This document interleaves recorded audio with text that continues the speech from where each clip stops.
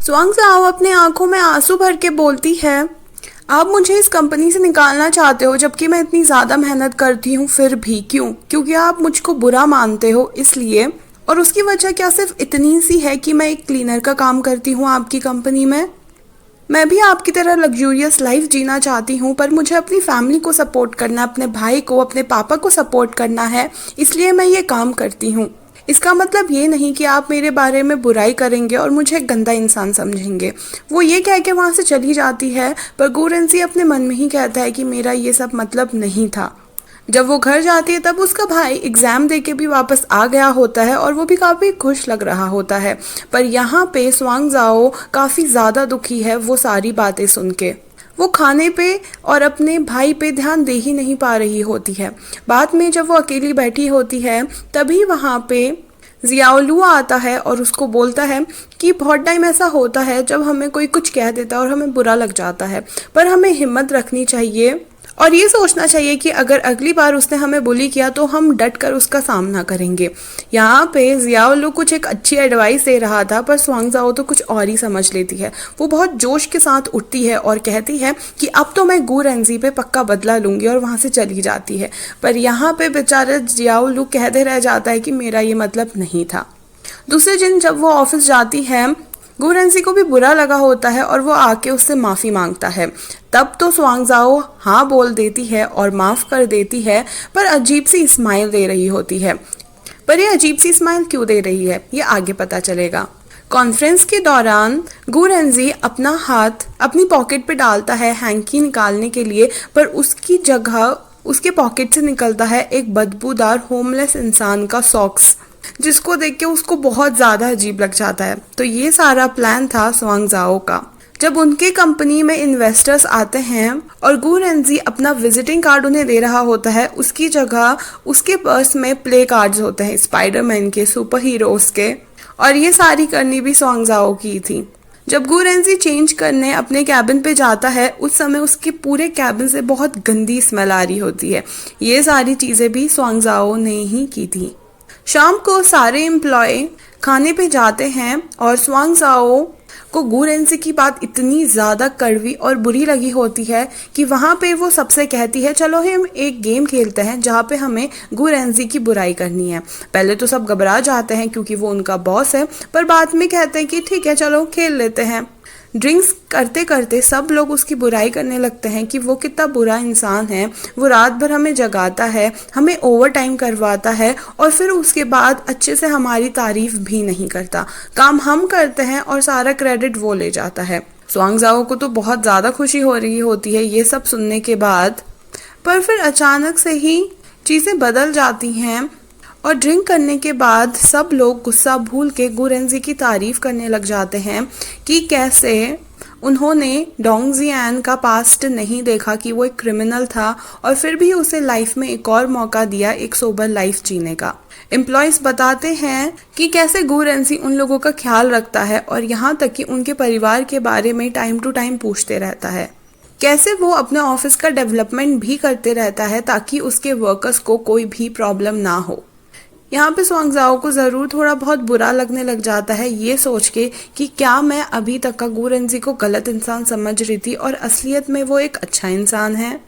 इधर हम देखते हैं कि गू रेंजी भी उसको देखे बिना नहीं रह पा रहा। वो कुछ ना कुछ बहाना बनाकर क्लीनिंग डिपार्टमेंट में कॉल करके बोलता है कि स्वांग जाओ को ऊपर भेजो क्योंकि मेरा ऑफिस अच्छे से क्लीन नहीं हुआ है। जब कोई ऊपर आती है पर वो स्वांग जाओ नहीं होती, वो कोई और होती है और यहाँ पे गू रेंजी काफ़ी ज़्यादा तड़प रहा होता है बस उसको देखने के लिए। तभी रात को जब वो एक मॉल पे जाता है वो देखता है कि स्वांग जाओ एक मिल्क की बोतल खरीद रही है, पर उसका पे करते वक्त उसका फ़ोन ऑफ हो जाता है और उस मिल्क को वो नहीं खरीद पाती। ये मिल्क गू रेंजी स्वांग जाओ के लिए खरीद लेता है और ऑफिस ले जाकर स्वांग जाओ की डेस्क पे रख देता है। जब स्वांग जाओ वापस ऑफिस में आ रही होती है वो देखती है कि गू रेंजी की कैबिन की लाइट्स खुली है और उसे लगता है कि गू रेंजी अभी तक का सारे वर्कर्स को छुट्टी देने के बाद भी काम कर रहा है। तो वो अपना लाया हुआ मिल्क उसके डेस्क पे रखने जाती है और इतने में ही वहां पे गु रेंजी भी आ जाता है। गु रेंजी वो मिल्क को देखकर सोचता है कि स्वांग जाओ ने उसका दिया मिल्क वापस कर दिया है, और वो उसके पास जाता है ये पूछने के लिए कि आखिर उसने वापस क्यों किया। वहीं से मिसअंडरस्टैंडिंग स्वांग जाओ की भी हुई होती है। वो सोचते हैं कि गु रेंजी ने उसका मिल्क उसको वापस कर दिया। दोनों ही जैसे एक दूसरे से पूछना आता है तो यहाँ पे मिसअंडरस्टैंडिंग क्लियर हो जाती है कि दोनों ही एक दूसरे के लिए वो मिल्क लेकर आए थे, और दोनों हंसने लग जाते हैं। दोनों बैठ के बात करते हैं, और यहाँ पे स्वांग जाओ अपने हाथ से गु रेंजी को खाना खिलाती है, ये कह के कि आप बहुत ज़्यादा हार्ड वर्क करते हैं तो आपको एनर्जी की ज़रूरत है। साथ ही वो अपने थॉट्स भी शेयर करती है कि जिस एथलीट के घर मैं गई थी साफ सफाई करने, उसने मुझे फिर से भगा दिया, जबकि मैं उसे एक अच्छा आइडिया देने वाली थी कि कैसे वो डिसेबल होके भी एक कंफर्टेबल लाइफ जी सकता है। यहाँ पे गु रेंजी उसे समझाता है कि वो कभी एथलीट हुआ करता था। जब उसे कोई डिसेबल होने का एहसास दिलाता है तो उसे बुरा लगता है, और उसे ये लगता है कि वो नॉर्मल इंसानों जैसा नहीं है। इससे उसका प्राइड हर्ट होता है। तो हमें कुछ ऐसा रास्ता निकालना चाहिए जिससे उसका प्राइड भी हर्ट ना हो, और साथ ही हम उसकी हेल्प भी कर पाएं। अब स्वांग जाओ यहाँ पे से समझ जाती है कि आखिर उसे अब क्या करना है। वो काफ़ी खुश होती है गु रेंजी की एडवाइस लेके, और दोनों काम करते करते एक दूसरे से काफी सारी बातें करते हैं। दूसरे दिन स्वांग जाओ गु रेंजी की एडवाइस लेकर फिर से उस एथलीट के घर पे जाती है, और काम करते वक्त एथलीट से हेल्प मांगने लगती है ताकि वो यूजलेस सा फील ना करे। कभी वो उसे पोछा नहीं जोड़ने को कहती है तो कभी उसे कपड़े तय करने को कहती है, पर वो काफ़ी इरिटेट हो जाता है और बोलता है कि तुम्हें पता है कि डिसेबल होने का क्या मतलब होता है, ये सारी चीज़ें करना मेरे लिए बहुत प्रॉब्लम का है। स्वांग जाओ कहती है कि अगर तुम चाहते हो लोग तुम्हें नॉर्मली ट्रीट करें तो तुम्हें खुद पे कॉन्फिडेंस होना चाहिए और किसी और पे डिपेंड नहीं होना चाहिए। ये छोटे मोटे काम अगर तुम खुद करने लग जाओगे तो धीरे धीरे तुम बड़े काम भी करने लग जाओगे, और उससे तुम्हारा कॉन्फिडेंस तो बढ़ेगा ही, साथ ही तुम्हें किसी और की ज़रूरत भी नहीं पड़ेगी।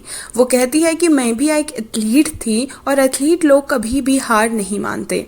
ये सुन के उसे काफ़ी अच्छा लगता है, और वो अब खुशी खुशी उसकी हेल्प करने लगता है, और साथ ही वो उसकी सफाई से बहुत ज़्यादा इम्प्रेस्ड होता है। काम के बाद जब वो उस मॉल पे जाती है, वो वही सेम स्ट्रॉबेरी मिल्क खरीदने जाती है, पर शॉप वाली लड़की उसको कहती है कि आज एक स्पेशल ऑफर है गर्ल्स के लिए, जिससे आपको ये मिल्क बिल्कुल फ्री में मिल रहा है।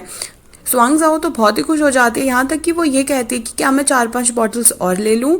रात को ऑफिस से जाते वक्त उनके ऑफिस पे लाइट चली जाती है, और यहीं पे वो टकराती है गु रेंजी से। गु रेंजी उसको बोलता है कि तुम आराम से भी घर जा सकती हो, एक बार पूरा लाइट आ जाए उसके बाद।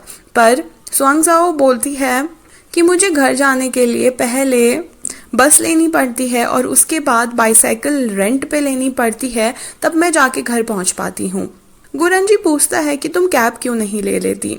स्वांग जाओ बोलती है कि कैब लेना बहुत एक्सपेंसिव है, जितना मैं सैलरी कमाती हूँ उससे मैं केवल अपने घर के एक्सपेंसेस ही कवर कर पाती हूँ, इसलिए मुझे कैब के पैसे एटलीस्ट बचाने चाहिए। अब ये सुन के क्या था, दूसरे दिन गु रेंजी उसके बस स्टॉप में पहुंच जाता है और एक बाईसाइकिल उसके लिए बचा के रख लेता है। जब भी कोई उससे पूछने आता है कि ये बाईसाइकिल क्या फ्री है, वो कुछ ना कुछ बहाना बनाकर उन्हें वहां से भगा देता है। तभी वहां पे स्वांग जाओ भी आ जाती है, और वो पूछती है कि गु रेंजी आपकी कार कहाँ है। गु रेंजी झूठ बोलता है कि मेरी कार खराब हो चुकी है और डोंग जियान उसे रिपेयर कराने गया है। तभी वो आगे बढ़ती है और दूसरी बाईसाइकिल पे बैठने लग जाती है। गु रेंजी को समझ नहीं आता और वो पूछता है कि तुम उस पे क्यों बैठ रही हो, जो मैंने यहाँ पे है मेरे पास, तुम उस पे क्यों नहीं बैठ जा रही हो। स्वांग जाओ कहती है कि मैंने अपने भाई से पहले ही कह दिया था कि मेरे लिए एक बाईसाइकिल वो सेव करके रखे, और उसी ने ही इसका पहले से ही पे करके रेंट पे ले लिया था। स्वांग जाओ यहाँ पे बोलती है कि मैं ये बाईसाइकिल राइड कर लूंगी, आपके पास जो बाईसाइकिल है अब वो राइड कर लो। यहाँ पे गु रेंजी बिल्कुल भी उसे जाहिर नहीं करना चाह रहा कि उसने स्वांग जाओ के लिए वो बाईसाइकिल बचाई थी, तो वो बहाना बना के कह देता है कि मुझे बाईसाइकिल चलाना आता ही नहीं है। स्वांग जाओ उसे ऑफर करती है कि वो उसके बाईसाइकिल पर बैठे, और फिर क्या था, गु रेंजी को तो मौका मिल जाता है उसके साथ बाइक राइड करने का। वो उसके पीछे बैठ जाता है, पर वो थोड़ा हैवी होता है और स्वांग जाओ बिल्कुल छोटी सी। दोनों को काफ़ी ज़्यादा प्रॉब्लम होती है बाईसाइकिल चलाने में, पर कैसे ना कैसे गिरते पड़ते वो फाइनली ऑफिस पहुंच ही जाते हैं। वहाँ पे डोंग जियान भी आ जाता है और बोलता है कि आपने मुझसे बस स्टेशन का 3 चक्कर लगाने को बोला और जब मैं वहाँ आया आप वहाँ पे थे ही नहीं। यहाँ पे स्वांग जाओ हो जाती है टेंशन में और बोलती है कि गु रेंजी ने तो बोला था कि उनकी कार खराब हो चुकी है। डोंग जियान बोलता है पर उनकी कार तो खराब थी ही नहीं। लगता है कि गु रेंजी की चोरी पकड़ी जाती है। अब दोबारा से जाकर स्वांग जाओ सेम मॉल से वो स्ट्रॉबेरी मिल्क लेती है। इस टाइम पे भी वो कोई ना कोई ऑफर चिपका के उसे वो मिल्क फ्री दे देती है। पर स्वांग जाओ अब उससे क्वेश्चन पूछने लग जाती है कि तुम 1 हफ्ते से मुझे ये मिल्क फ्री में दे रही हो और किसी को भी ये मिल्क नहीं लेने दे रही हो, आखिर बात क्या है। तो वो रिसेप्शनिस्ट बताती है कि दरअसल आपके बॉयफ्रेंड ने वो पूरा का पूरा शेल्फ आपके लिए खरीद लिया है और इसीलिए ये सारी चीज़ें आपके लिए फ्री है। स्वांग जाओ सरप्राइज होती है कि मेरा बॉयफ्रेंड कौन है। तो फ्लैशबैक में हम देखते हैं कि दरअसल गु रेंजी ने तो स्वांग जाओ के लिए वो पूरा का पूरा कैबिनेट खरीद लिया है ताकि उसे पैसे पे ना करने पड़े स्ट्रॉबेरी मिल्क के। स्वांग जाओ यहाँ पे खुश तो ज़रूर होती है। वो काफ़ी खुशी के साथ ऑफिस पहुँचती है और गु रेंजी को स्माइल करके बोलती है कि लगता है आज मेरा लकी डे है, मुझे मिल्क शेक फ्री पे मिला है। वो बताती नहीं है कि उसे सारी चीज़ें पता है, पर गु रेंजी थैंक यू बोल के बड़ी खराब मूड में वहाँ से चले जाता है। तभी स्वांग जाओ को पता चलता है कि जो बीजी कंपनी में उन्होंने इतना अच्छा प्रेजेंटेशन दिया था उसे रिजेक्ट कर चुके हैं बीजी कंपनी वाले और इन लोगों को बीजी कंपनी का प्रोजेक्ट अब नहीं मिल रहा है, जिस वजह से गु रेंजी काफ़ी अपसेट है। स्वांग जाओ बाकी सारे वर्कर्स से मिलके कहती है कि हमें इस पे उनकी हेल्प करनी चाहिए। वो लोग प्लान बनाते हैं और पहुंच जाते हैं गु रेंजी के पास प्लान के साथ। तो उनका प्लान होता है कि बीजी कंपनी के मालिक को वो किडनैप कर लेंगे ताकि वो गु रेंजी से आराम से बात कर सके। गु रेंजी को यह आइडिया बहुत अजीब और बेकार लगता है और वो मना कर देता है। तभी वो उन्हें ग्राफ दिखाता है और बताता है कि जिस जियांग वेंजी कंपनी को ये प्रोजेक्ट मिला है उनका डाटा बिल्कुल हमारे डाटा से सेम है। इसका मतलब किसी ने क्लीन फर्स्ट का यानी गु रेंजी का प्रोजेक्ट चुरा के बीजी कंपनी को दिखाया है और वो प्रोजेक्ट उनसे ले लिया है। वो डोंग जियान को ऑर्डर करता है कि वो जल्द से जल्द बीजी कंपनी के मालिक को ढूंढे और उनसे मुझे बात करने को कहे। मैं उन्हें फेस टू फेस ये सारे स्कैम के बारे में बताऊंगा। डोंग जियान को पता चलता है कि वो एक किसी क्लब में है और चारों के चारों वहां पहुंच जाते हैं और हर एक रूम पे ढूंढने लग जाते हैं कि आखिर बीजी कंपनी के मालिक कहाँ हैं। तभी स्वांग जाओ को वो दिख जाते हैं और वो देखती है कि मार्क लियू उन्हें क्रेडिट कार्ड दे रहा है, यानी मार्क लियू उसी कंपनी के साथ काम कर रहा है और वो बीजी कंपनी के मालिक को काफी बड़ी अमाउंट की रिश्वत दे रहा है। वो खुद का गुस्सा रोक नहीं पाती और बीजी कंपनी के मालिक से जाकर चिल्ला चिल्ला कर बात करने लगती है कि हमारे साथ इनजस्टिस हुआ है, हमारा प्लान इन लोगों ने चुरा लिया था और हमारा प्लान ही ओरिजिनल था। तभी वहां पे गु रेंजी आता है पर वो कुछ भी नहीं बोलता। बजाय उसके वो कहता है कि मैं यहाँ अपने कलीग्स के साथ आया था और मुझे आप यहाँ पे दिखे तो मैं बस हाई कहने आ गया। इस बार तो हमें आपका प्रोजेक्ट नहीं मिला पर मैं होप करता हूँ कि आगे फ्यूचर में हम साथ काम कर पाएं। स्वांग जाओ बाहर आके पूछती है कि उसने उन्हें सच क्यों नहीं बताया। गु रेंजी यहाँ पे बताता है दरअसल जियांग कंपनी का मालिक जिस दूसरी कंपनी को बीजी का प्रोजेक्ट मिला है उसका वर्कर दरअसल मेरे वहाँ काम करता था जब ये कंपनी स्टार्ट हुई थी। उसने मेरी स्टार्टिंग में बहुत ज़्यादा हेल्प की है पर बाद में हमारी थिंकिंग अलग हो गई तो उसने जाके एक अलग कंपनी खोल दी जो अब है जियांग वेंजी।